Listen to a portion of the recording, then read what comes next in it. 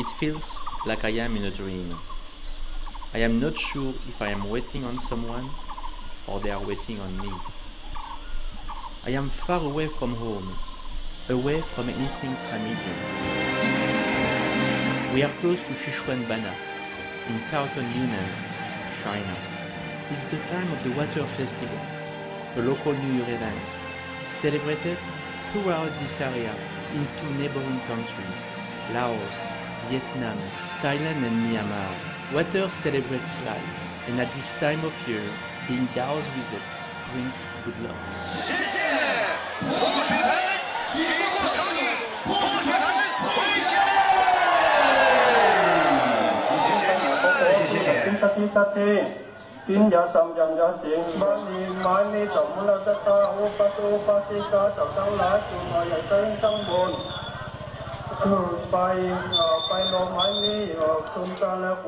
We are in a Dai minority village, and the people here follow Theravada Buddhism. There are temples like this throughout the area, sharing a culture more in common with neighbors downriver to the south than the Han Chinese to the north. Traditional festivities include firing homemade rockets crafted from bamboo. An armorer prepares fuses for two charges, one for liftoff, one for extra boost. There is a sense of fiery bravado to see whose rocket reaches the furthest.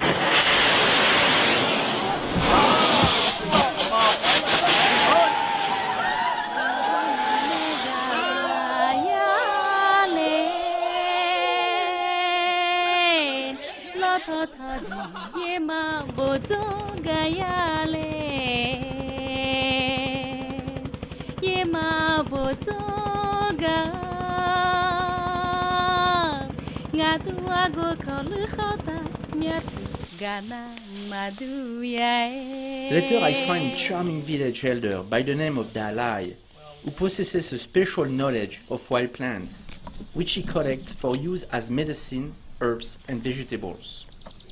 I am in China to discover local ingredients and traditional food, to capture the essence of indigenous cultures and their food artisans.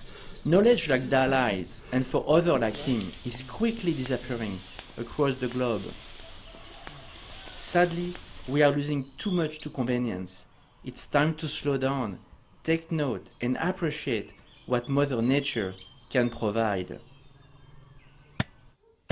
While Dalai prepared herbs collected from the wild, his son Shaolei prepares a dish of banana flour. We are in a Dai village in the south of China, few hours from the Laos border. I am here with Chef Ala, and he's going to show us how to make a dish that I really love. It's a flour banana that is going to cook for us in a special way, and you're going to find it extremely interesting.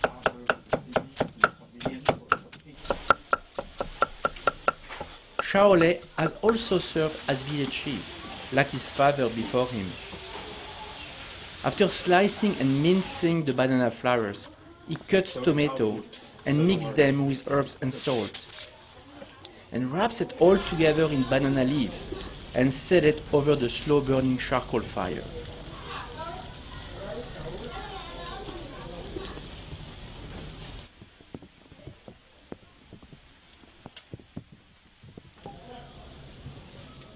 Shaolei also prepares a local fish with a stuffing of wild herb, limes and green chili, which he then binds before placing it on the barbecue. Dai cuisine has an excellent reputation in Yunnan and in China. The taste can be spicy, sour and fragrant, chili, cilantro and lime juice. Lemongrass and a cornucopia of herbs create an unforgettable taste sensations. Ah, okay. That sounds pretty good. That sounds great, in fact. What is that? Next morning, the mighty Mekong River, the lifeblood of the land, vanishes into a wall of fog as though dropping off the edge of the earth. The river runs swift and clear, a legend in his own right.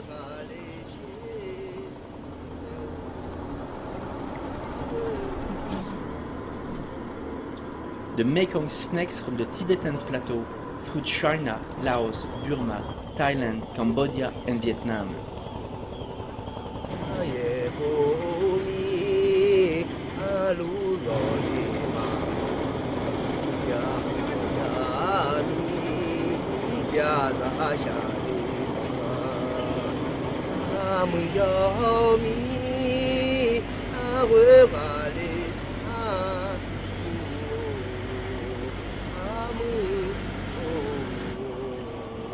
It's time for me to move on and vanish like the river.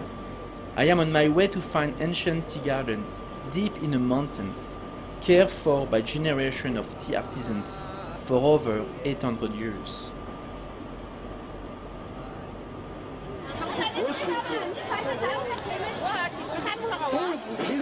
But on the way, we stop at the farmers' market, busy with morning trades.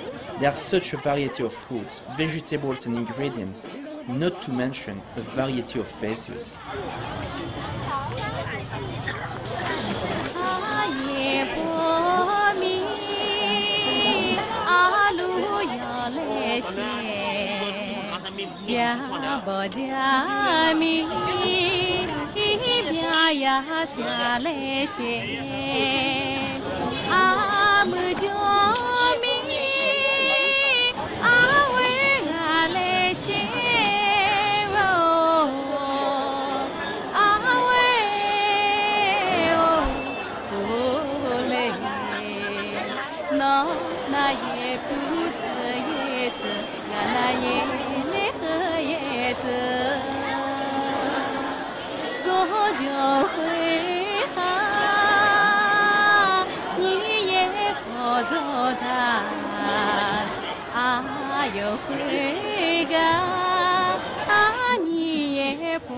I am more interested in one shop selling a range of spices, medicinal herbs, and several other bottled ingredients I can't describe. Okay, what is that? Okay. Okay. So you have a lot of fungus, you have a lot of grains, you have flowers, you have fruits. Everything is organic basically from the woods.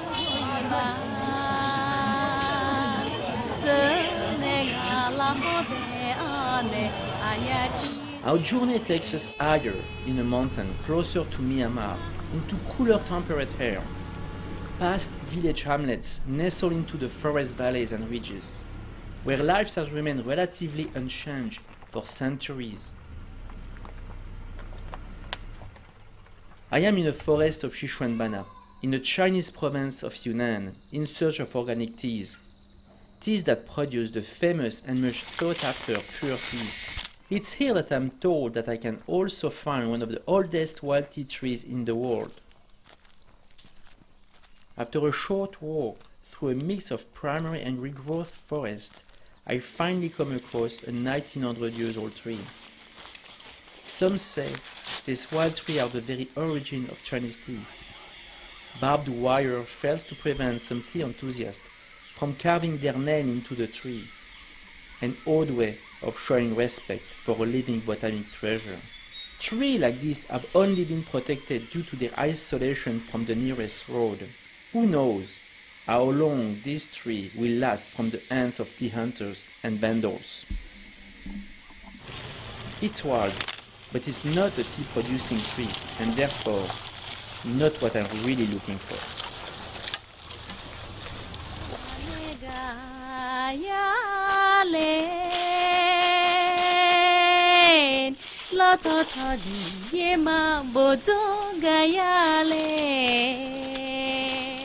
As we continue our drive, I come across a valley lined with bush tea plantation, trees planted row upon row, without protection of a natural forest. With increased demand for pure, the industry went from quality to quantity, hence the abundance of plantation tea and the loss of large area of forest.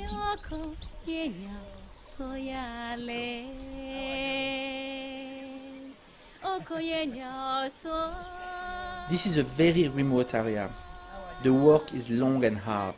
One bud, two leaves. The hands are quick. As daylight fades, work continues in a tea workshop.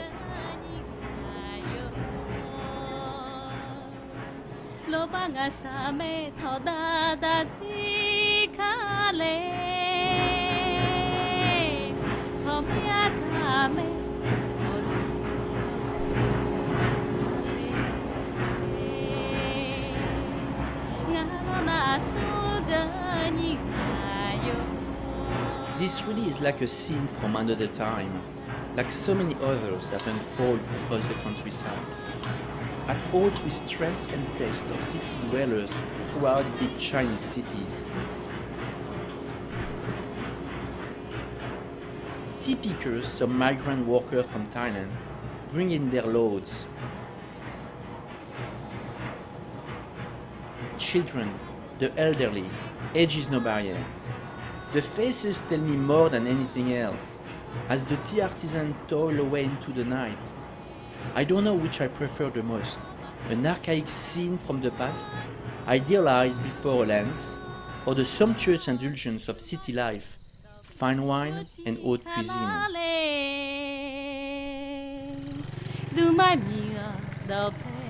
We drive uphill, climbing past nimble-fingered tea plantation pickers, onwards to an elevation of 2,200 meters, over rough, freshly cut roads, to one of the famed tea mountains populated by the Lao people.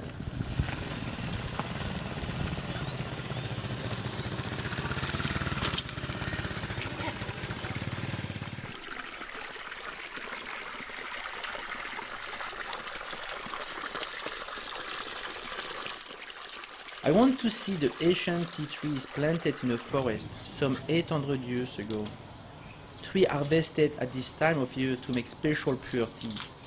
Tree passed on and picked from generation to generation.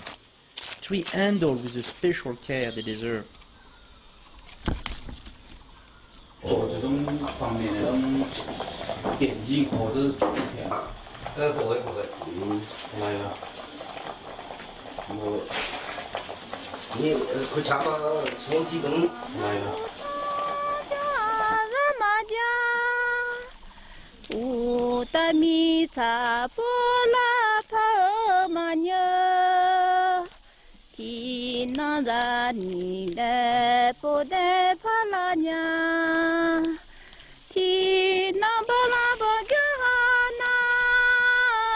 This is one of the oldest tea-producing areas in the entire world, featuring Sichuan-Bana's best preserved, largest range of ancient tea garden.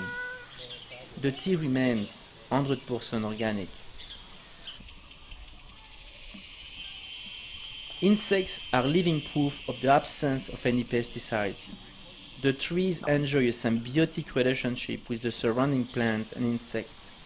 Even the soil around the trees is carefully cultivated to keep the ground enriched with a compost of forest canopy leaves.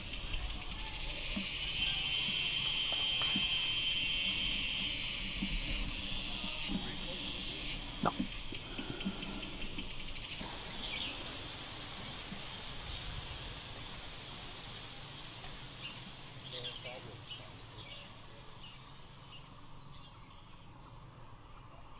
So we are in a tea garden in Lao Baizhang. What's interesting about the people who live in this village is the way they take care of those gardens and those trees. I mean, they really take care of them. They don't put any pesticide. They don't need to. It's totally, we are in the wild, we are in the mountains. You know, we are about 3 hours by car from the nearest town. And it is really interesting to see those people. They live with nature. It's very rare to see such tall trees, which are completely unlike the small bush tea trees found in the terrace plantations. There is a real one-on-one relationship between man and his garden. For me, this is what I mean by wild and bare. It's truly natural, stripped of any pretension or additives. It reminds me of going out as a child and picking wild berries with my dad. It was here in Lao Baizhang that I met a tea producer by the name of Ursher and a local grower called Mr. Chen. Chen's family has been growing, harvesting and processing tea here by hand for centuries. 这老班章呢，就是乔木型大叶种，平常采摘呢，主要是一般是标准一点的是1芽2叶嘛，一个芽2个叶，然后像这样嫩一点的话，我们可以采1芽3个叶，一个芽头3个叶子，可以这样，这样都可以的，因为这样的出来的那个汤的滋味才醇厚一点，厚重。OK。老班章的特点，芽头都比较粗壮，这个芽头做出来的茶叶外观来讲很美观。Each family in this village has around 100 trees, and everyone is involved in the picking and processing of the tea. Even this process of roasting the tea by hand is 100% natural. There are no blend of teas from other tea growers, let alone from areas outside this one village. They are true artisans, receiving a fair trade price for their homegrown organic teas.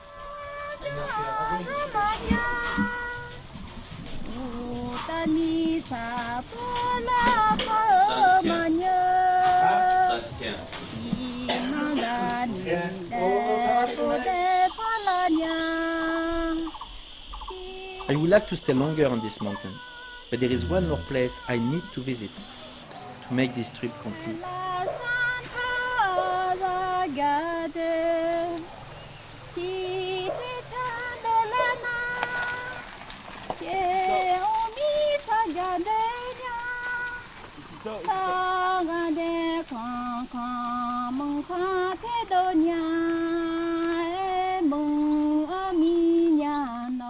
I've heard of a famous village much further away from here, and only 30 kilometers away from Laos, which is one of the starting points for the ancient tea horse road.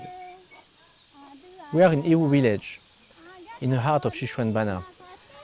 This village was the starting point of the ancient tea road. For hundreds of years, people were trading pure tea with the West, namely Nepal, Tibet, Turkey, and Europe. Regretfully, this old village appears largely forgotten by time and by the local authorities. I can't imagine how long and how difficult that must have been to lead pack mules and horses loaded with tea, traveling all those distances over cobblestone trails. Like most rural villages in China, young people are nowhere to be seen, having headed out on their own trails of hardship, looking for work in the cities.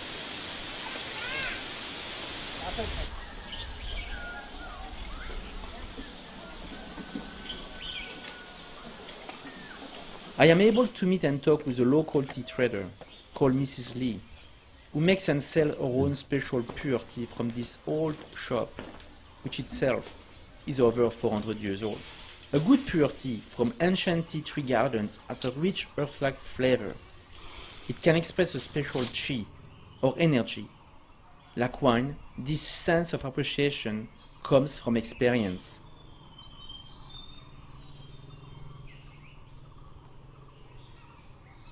这是汪公寨， Okay, 哎，汪公就是丁家在汪公河。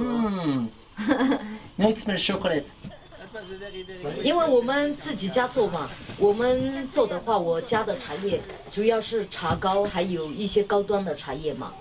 然后都有自家的客户，专门的客户，大部分都是那个深圳的多一点。哎，他们都有专门定做的嘛。Yes. Tak. 它的树有很大的，是没有矮化过的。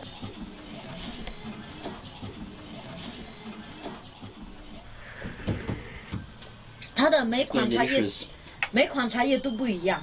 如果你们想要的话，它有矮化过的，有没有砍过的。在我们义乌镇上的茶叶很有名气的。Yiwu has a certain melancholy, just like the faces I saw in a Bulang village tea workshop. Something tired, lost, forgotten. Yet, in both cases, there is a rich culture and an history of tradition worth preserving.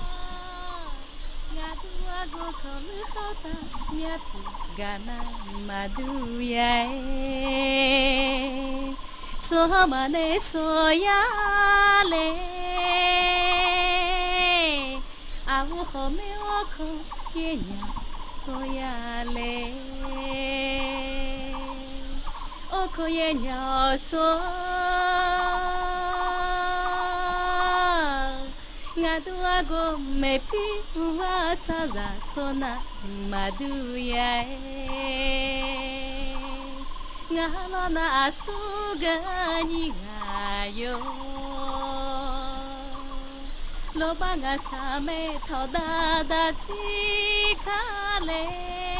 come to the end of our journey here in Sichuan-Bana. This experience helped me to realize how diverse China is, both in terms of culture and food. So please join me on our next adventure on Wild and Bear. Hãy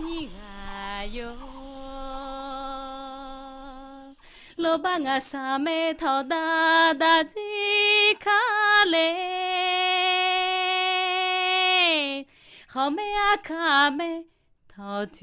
cho kênh Ghiền Mì Gõ